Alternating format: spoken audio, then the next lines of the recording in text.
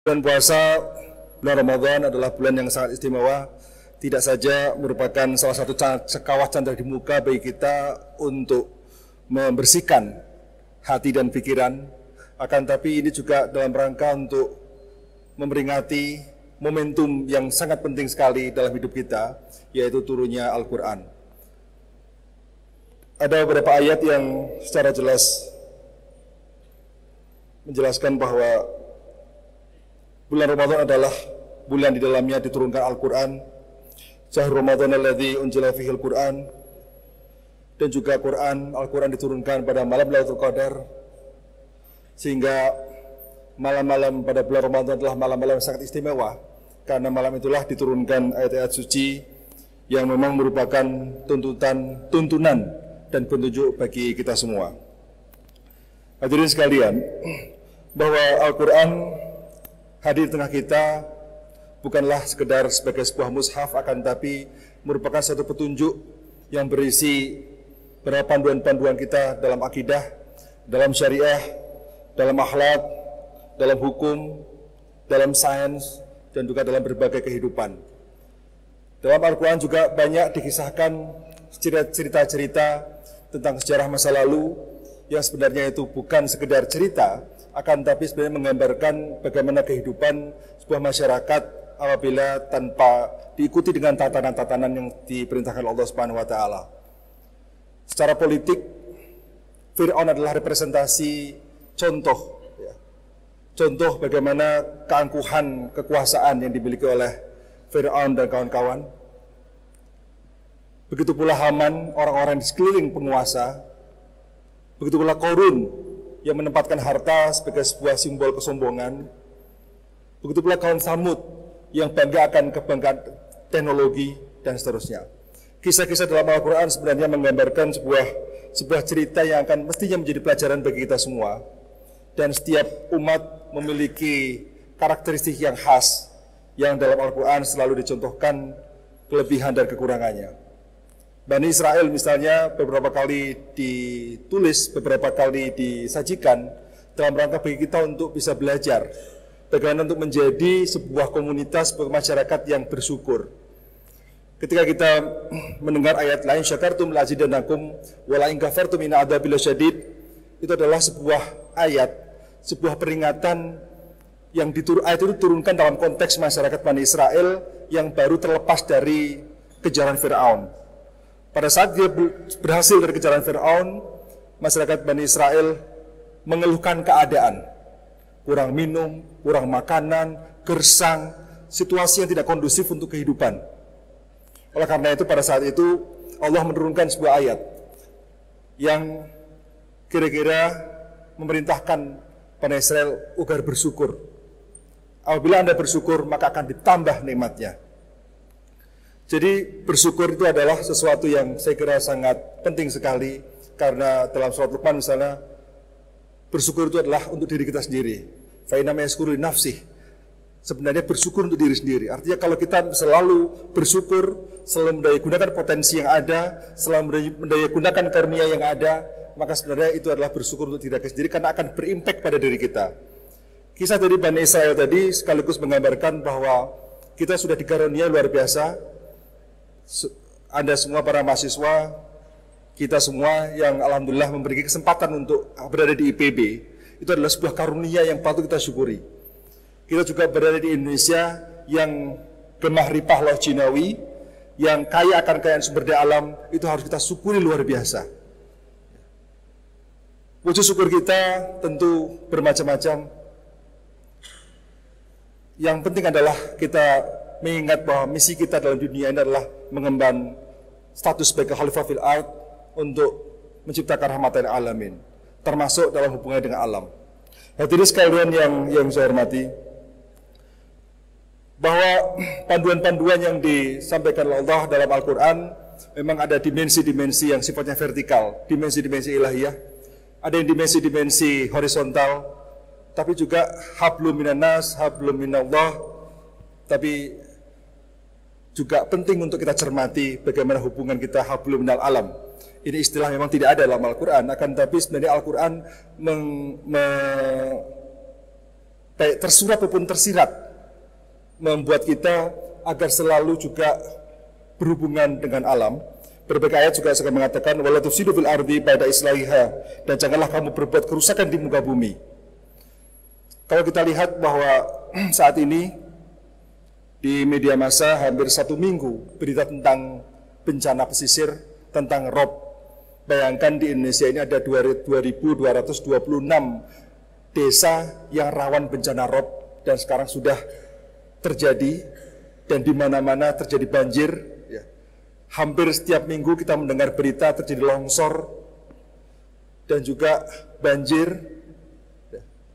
Itu semua adalah ada faktor-faktor yang sifatnya alamiah dan ada faktor-faktor yang sifatnya antropogenik. Antropogenik artinya berarti ada faktor manusia. Kenapa manusia? Karena manusia membuat kerusakan di muka bumi, karena tidak mampu mengelola alam dengan baik. Nah, oleh karena itu, ini adalah kesempatan bagi kita, bagaimana kita untuk bisa tidak saja berhubungan baik dengan manusia, akan tapi juga berhubungan baik dengan alam. Alam memiliki dunia sendiri, dan dalam keilmuan kita mengenal ada 3 etika yang saat ini ada di dunia ini. Dan etika yang sangat berpengaruh dalam kerusakan alam adalah etika antroposentrisme. Etika antroposentrisme adalah etika yang selalu menekankan bahwa etika itu hanya berlaku untuk sama manusia, tidak berlaku dengan hewan, tidak berlaku untuk tumbuhan. Etika-etika antroposentrisme memang tumbuh berkembang di abad-abad pertengahan, bahkan para ilmuwan, ilmu lingkungan, ilmu filsafat lingkungan sering menyampaikan bahwa kitab Injil adalah merupakan salah satu sumber tumbuhnya antroposentrisme. Ini pun diakui oleh para pendeta. Ya. Kemudian etika ini saat ini sudah mulai gugur, sudah mulai dikubur oleh banyak orang karena tumbuhnya etika baru yang disebut sebagai biosentrisme. Bagaimana kita menghargai makhluk-makhluk hidup lain. Tapi yang terakhir adalah ekosentrisme, bagaimana kita menghargai makhluk hidup dan makhluk non-biotik. Nah, oleh karena itu, ini adalah merupakan kesempatan bagi kita semua untuk kembali mencerna perintah-perintah Allah bahwa kita ini punya tugas mulia untuk menjaga bumi, untuk bisa menarik nilai-nilai dalam Al-Quran menjadi kerangka etik dalam pengelolaan lingkungan. Ini adalah tugas yang sangat berat sekali. 20 tahun terakhir ini sudah sangat bagus sekali di kalangan kita mengeksplor bagaimana nilai-nilai ekonomi yang saat ini sudah berkembang menjadi ekonomi syariah. Pada tahun 80-an kita belum mengenal istilah ekonomi syariah. Kita belum mengenal bank muamalah. Jadi seolah-olah praktek ekonomi syariah itu baru tataran normatif. Tapi pada mulai tahun 90-an sudah mulai bagaimana ekonomi-ekonomi dengan prinsip-prinsip Islam sudah mulai diterapkan dalam tataran lebih empiris. Saat ini mungkin kita juga masih sama, berpikir bahwa etika-etika lingkungan masih dalam tataran normatif, belum diturunkan dalam tataran-tataran lebih empiris. Inilah tugas para ilmuwan kita semua untuk bisa terlalu mencermati alam, menjaga alam sehingga alam ini bisa lebih lestari. Hadirin sekalian yang berbahagia, dan bulan Ramadan ini adalah bulan yang sangat penting sekali. Tentu ajaran-ajaran Al-Quran yang turun pada bulan Ramadan ini tidak hanya mengajarkan perintah-perintah secara individual, untuk kepentingan individual, untuk kepentingan personal, akan tetapi Al-Quran juga sebenarnya yang ditekankan adalah bagaimana perubahan-perubahan personal yang memiliki impact terhadap perubahan-perubahan tatanan sosial maupun tatanan lebih struktural. Islam selalu mengajarkan bahwa tidak yang berubah bukan satu orang, akan tetapi sistem yang berubah. Yang berubah adalah tatanan sosial, tatanan ekonomi dan semuanya.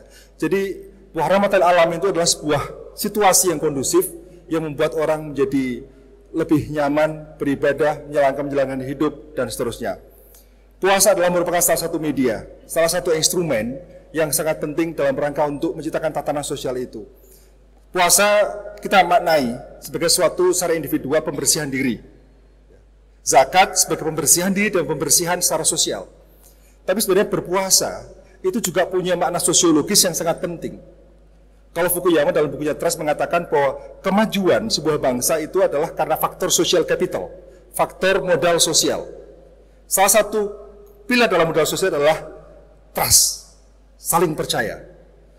Nah, oleh karena itu, puasa menurut saya itu merupakan sesuatu yang menggembleng kita untuk menjadi orang yang dipercaya agar kita mampu menciptakan masyarakat yang saling percaya. Negara-negara maju, ada penelitian yang mengatakan bahwa ada hubungan tingkat saling percaya masyarakat dengan kemajuan ekonomi. Jadi high trust society, masyarakat yang memiliki saling percaya yang sangat tinggi, itu akan mendorong pertumbuhan ekonomi. Jepang, Perancis, Jerman, ya, adalah masyarakat-masyarakat yang memiliki rasa saling percaya yang sangat tinggi.